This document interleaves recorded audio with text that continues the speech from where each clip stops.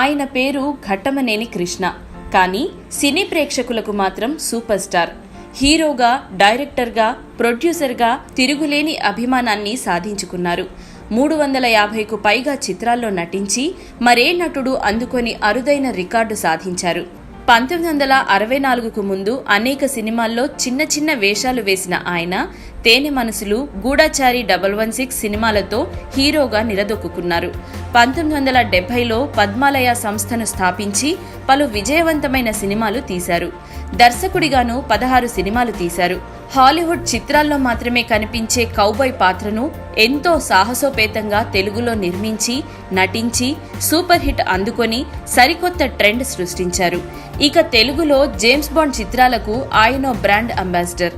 అంతేకాకుండా 50 మల్టీస్టారర్ చిత్రాల్లో శివాజీ గణేశన్ లాంటి ప్రముఖ నటులతో నటించి మెప్పించారు. కమర్షియల్ చిత్రాలే కాకుండా సాంఘిక, జానపద, నవల, పౌరాణిక చిత్రాలతో మరే నటుడు టచ్ చేయనన్ని జోనర్స్లో నటించి తెలుగు తెరకు వన్నె తెచ్చారు.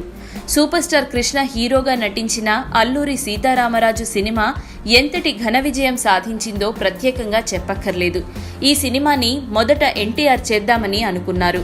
కానీ ఆ తరువాత ఈ కథని ప్రేక్షకులు ఆదరిస్తారో లేదో అని ఆలోచిస్తూ ఆగిపోయారు. అదే కథని సూపర్ స్టార్ కృష్ణ తీసి ఒక ఇండస్ట్రీ హిట్ని తన ఖాతాలో వేసుకున్నారు. ఈ సినిమా కారణంగా కృష్ణ, ఎన్టీఆర్ మధ్య పలు విభేదాలు తలెత్తాయి. అల్లూరి సీతారామరాజు సినిమా విషయంలో ఎన్టీఆర్, కృష్ణ మధ్య జరిగిన గొడవలు ఇండస్ట్రీలో హాట్ టాపిక్ అయ్యాయి. కృష్ణ, ఎన్టీఆర్ మధ్య దూరం పెరిగింది. ఆ తరువాత అల్లూరి సీతారామరాజు విడుదలైన కొన్ని రోజులకు ఎన్టీఆర్ ఈ సినిమా మళ్లీ రూపొందించాలనుకున్నారు. కానీ అప్పటికే పరుచూరి బ్రదర్స్తో పాటు కొంతమంది కృష్ణ చేసిన అల్లూరి సీతారామరాజు సినిమాను చూడమని ఎన్టీఆర్కి చెప్పడంతో కృష్ణతో కలిసి అల్లూరి సీతారామరాజు సినిమాని చూశారు ఎన్టీఆర్. చూసి కృష్ణను అభినందించారు ఎన్టీఆర్. ఆ రకంగా వీరిద్దరూ కాస్త దగ్గరయ్యారు. కానీ ఎన్టీఆర్ రాజకీయాల్లోకి వెళ్లిన తరువాత కృష్ణ కాంగ్రెస్ పార్టీలో చేరారు. ఎన్టీఆర్కి వ్యతిరేకంగానూ పనిచేశారు. అంతేకాదు, సీఎం అయిన ఎన్టీఆర్పై మండలాధీశుడు, గండిపేట రహస్యం, నా పిలుపే ప్రభంజనం వంటి పలు సెటైరికల్ సినిమాలు చేశారు.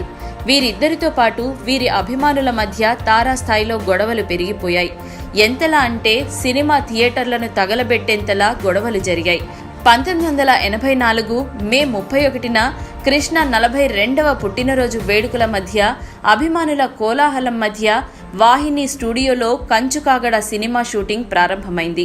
1984 ఆగస్టులో ముఖ్యమంత్రిగా ఎన్టీ రామారావును దించేసి నాదెండ్ల భాస్కర్ రావు సీఎం అయ్యారు. ఈ సందర్భంగా నాదెండ్ల భాస్కర్ రావును అభినందిస్తూ కృష్ణ ఓ వార్తాపత్రికలో ప్రకటన ఇచ్చారు.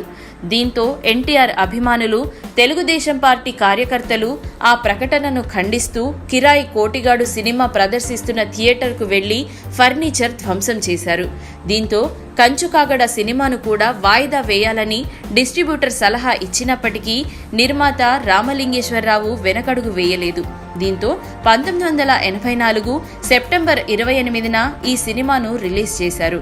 థియేటర్లపై దాడి జరగొచ్చన్న అనుమానంతో పోలీసులు విజయవాడలోని యువరాజ్ థియేటర్ వద్ద 144 సెక్షన్ అమలు చేసి శాంతి భద్రతలను పర్యవేక్షించారు.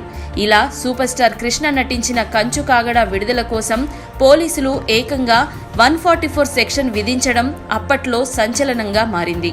ఎన్ని గొడవలున్నా, ఇమేజ్ విషయంలో తేడాలున్నా ఎన్టీఆర్, ఏఎన్ఆర్, కృష్ణ తెలుగు తెర సూపర్ స్టార్స్గా వెలిగారు.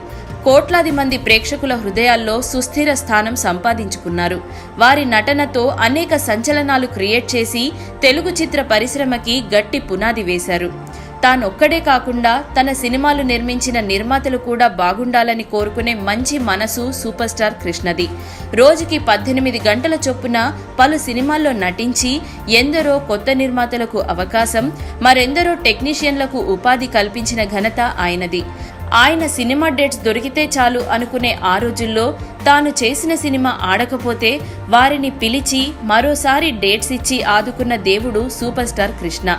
ధైర్యానికి, సాహసానికి మారుపేరుగా నిలిచిన కృష్ణ వెండితెరపై ఎన్నో సంచలనాలు సృష్టించి తిరుగులేని కథానాయకుడిగా నేటి తరానికి ఆదర్శంగా నిలిచారు.